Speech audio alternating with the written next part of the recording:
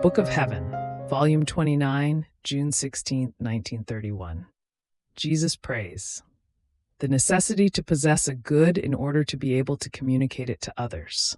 The little lights form an intertwining with the great light of the divine will. My abandonment in the divine volition continues, though under the nightmare of the privations of my sweet Jesus.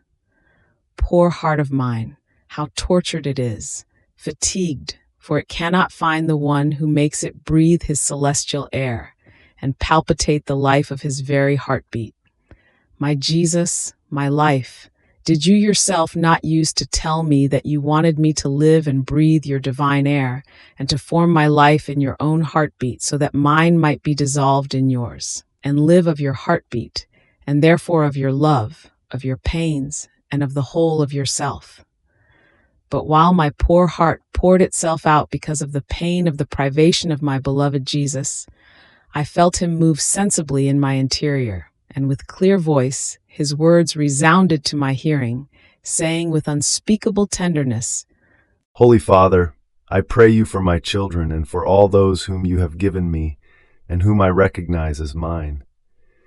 In these arms of mine do I clasp them to myself, that they may remain defended and safe from the storm that they are arming against my church.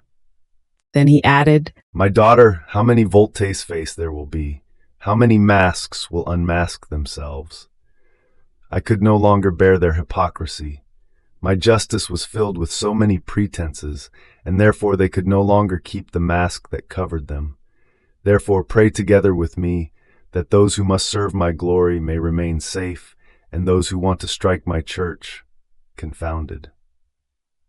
Then he became silent, and my poor mind saw many gloomy and tragic things. And while I was praying, my highest good Jesus repeated, My daughter, in order to communicate a good to others, it is necessary to possess the fullness of the same good. In fact, by possessing it, one knows its effects, the substance, the practice of how that good is acquired.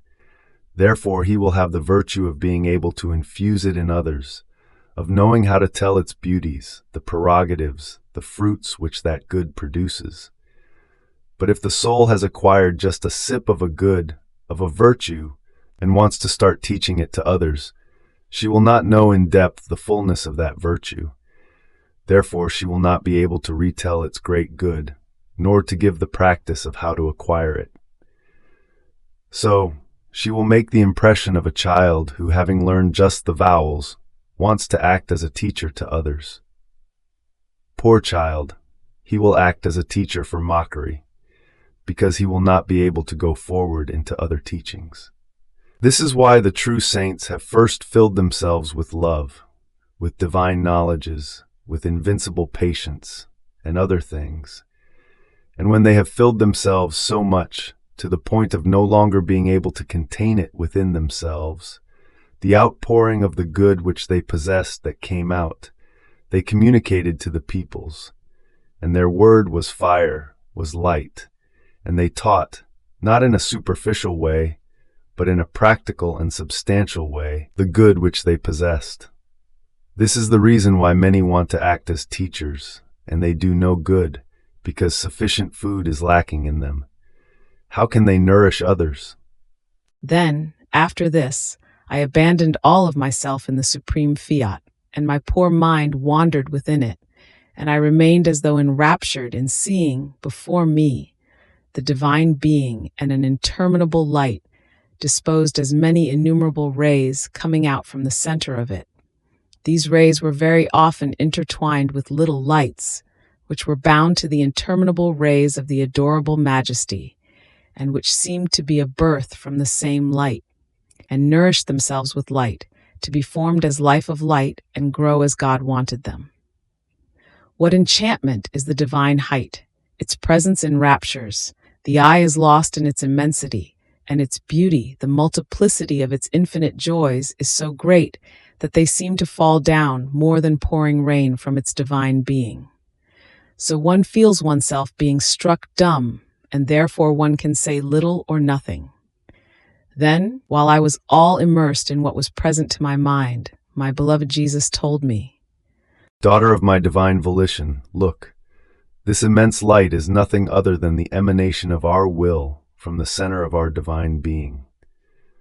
As we pronounce the fiat, it extended to form each created thing with its creative strength, and so that nothing might go out from inside its light, it kept within itself what it issued from our creative hands.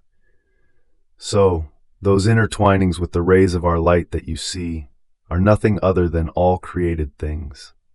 Some of them are as though in custody within our light, so that they may not suffer any change.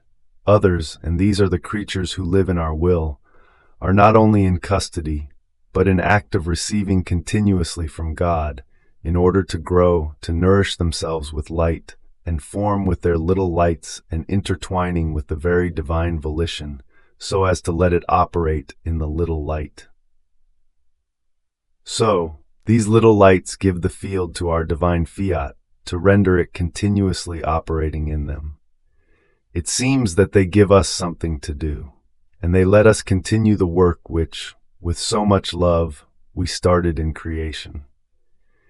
And when the creature gives us the occasion to continue our work, giving us freedom to operate within her little light, we are so pleased with her that we render the little light operating together with our work, and we do not feel isolated on the part of creatures, but we enjoy the beauty of her company, and she enjoys our own. Therefore, by living of divine will, you never leave us alone, and you will have the great good of enjoying our company. Fiat.